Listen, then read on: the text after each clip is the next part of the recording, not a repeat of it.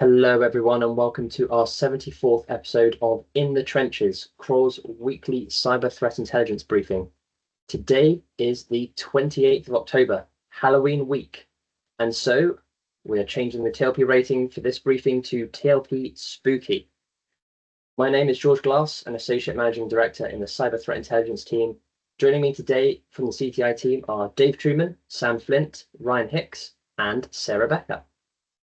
As always, we'll be covering the most recent trends our threat intelligence team is witnessing in the trenches. So let's get into the situational report. First up, an exploit has been released for another NTLM relay attack in the WinReg component.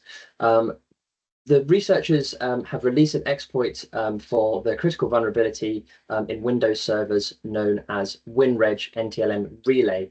This vulnerability allows attackers to relay NTLM authentication attempts to gain elevated privileges and execute arbitrary code on the targeted system.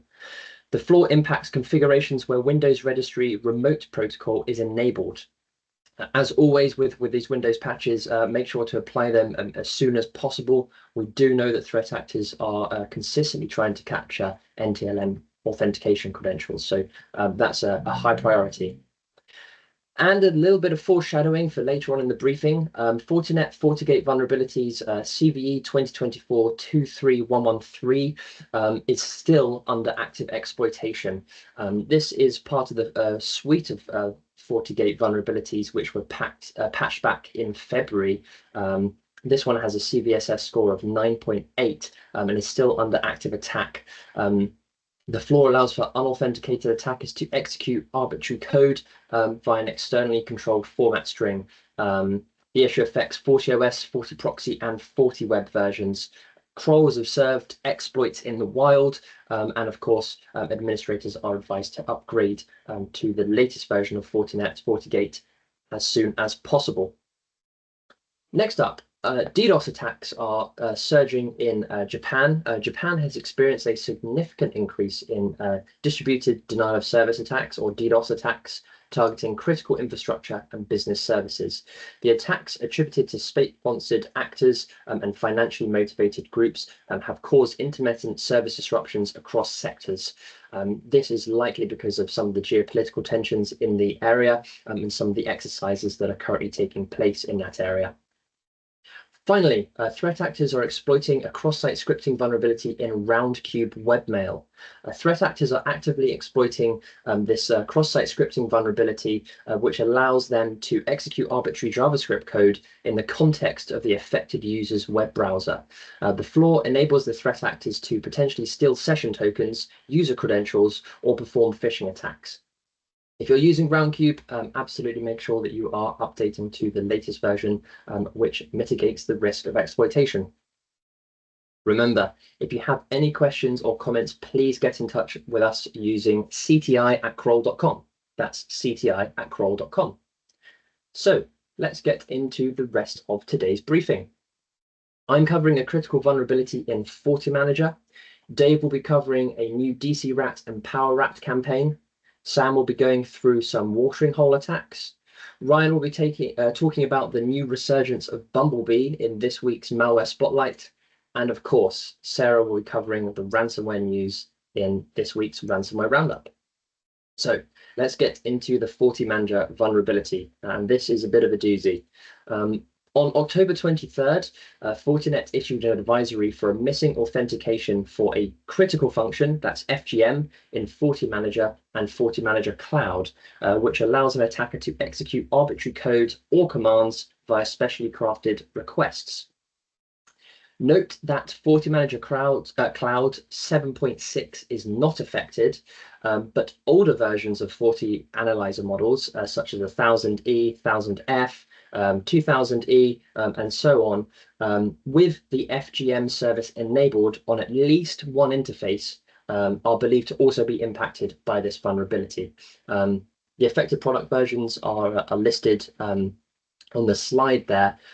This is a pretty serious vulnerability that could lead to downstream consequences for other firewalls that FortiManager appliance administers.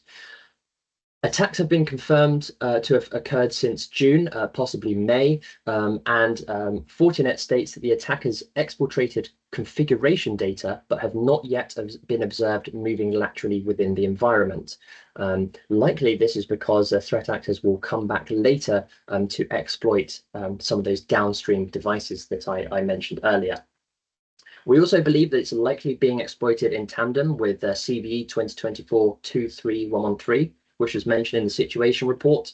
There are still some 84,000 unpatched endpoints that are vulnerable to that CVE. So what we're urging is that everyone that manages their Fortinet gateways, Fortinet firewalls with FortiManager, check the advisory that's listed on the screen there. There are a number of mitigations and patches that are available for this vulnerability. And in there is also included some indicators of compromise.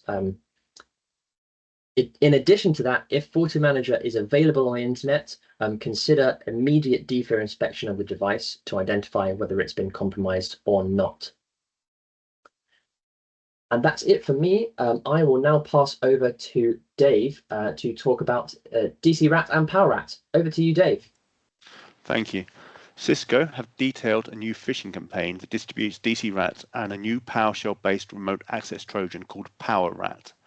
The campaign uses the open source phishing framework GoPhish, which is designed around easy-to-use templates.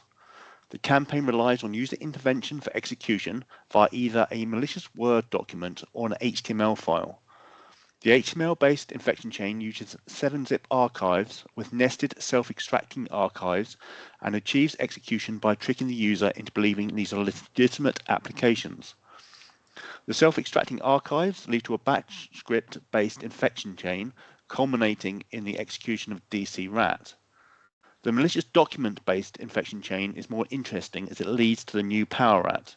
The malicious document drops a malicious HTA file and a PowerShell loader into C user's username usercache.ini.hta and C user's username usercache.ini respectively. It then configures the auto-run registry key, HKey current user, software, Microsoft, Windows NT, current version load to run the HTA file. The HTA file, when executed, writes and executes a JavaScript file which executes the PowerShell loader dropped by the malicious document. The PowerShell loader then executes POWERRAT. POWERRAT's functionality consists of performing host reconnaissance, grabbing information such as host name and usernames and disk drive serial numbers, alongside being able to run PowerShell commands at the behest of the actor.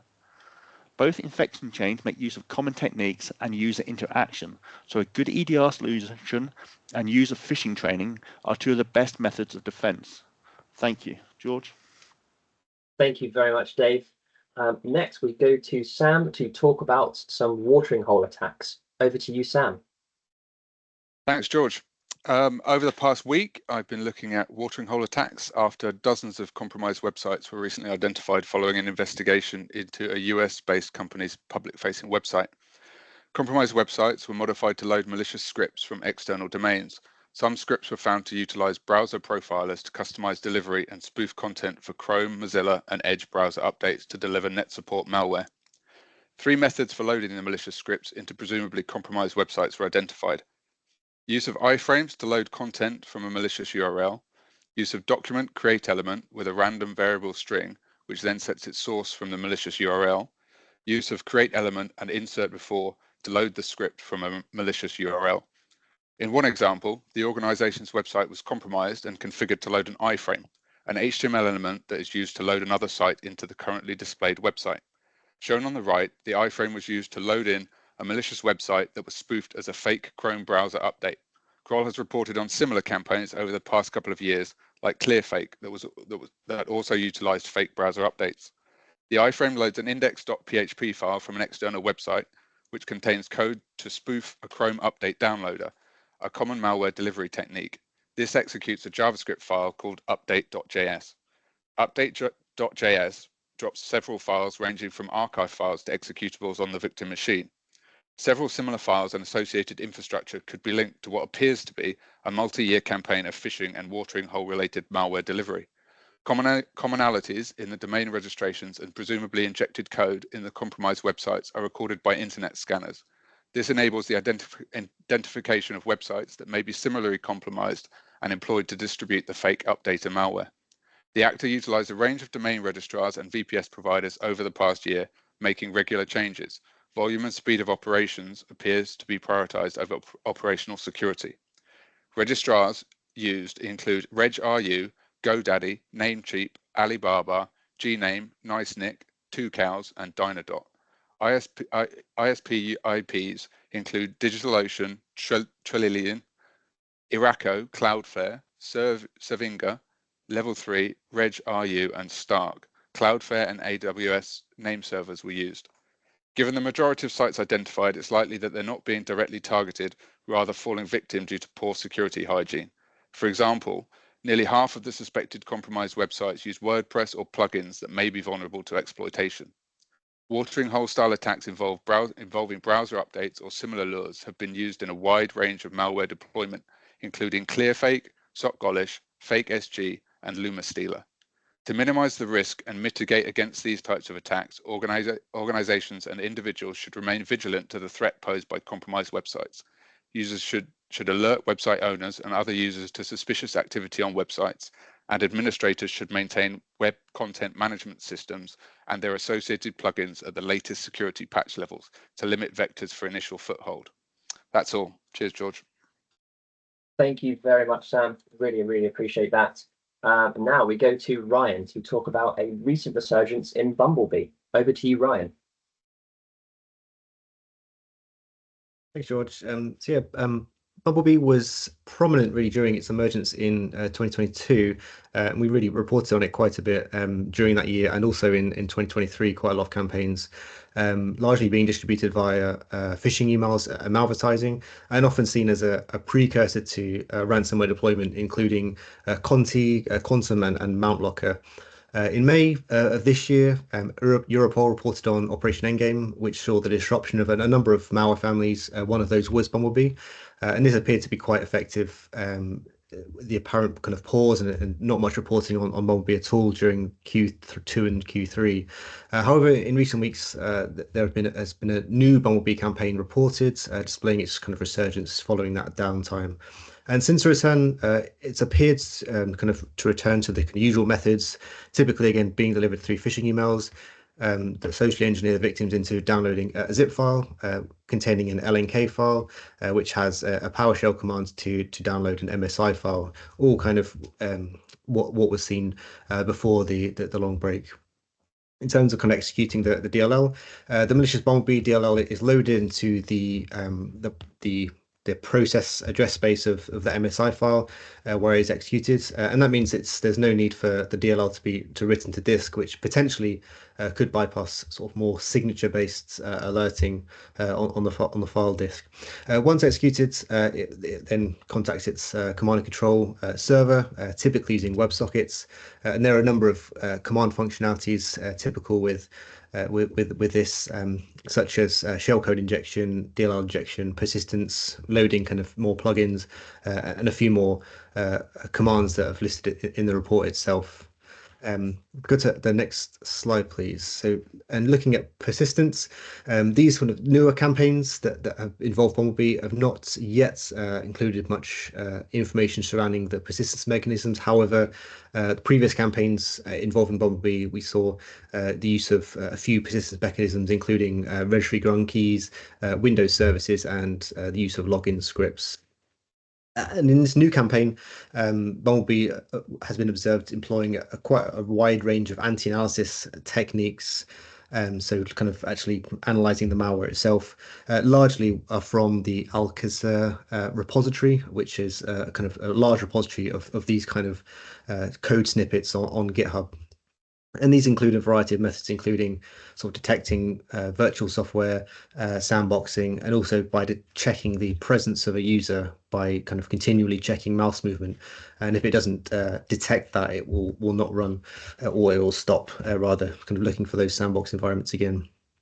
It's also been observed checking the directory from which it was opened, such as kind of the desktop, as typically during real compromises, it usually loads from the some kind of temp directory. So kind of a number of different ways it will kind of try to evade analysis. So we'll really continue to monitor this kind of resurgence. It's only kind of really just started. We'll look to report any additional updates, particularly any kind of updates surrounding new techniques employed during these campaigns. Back to you, George.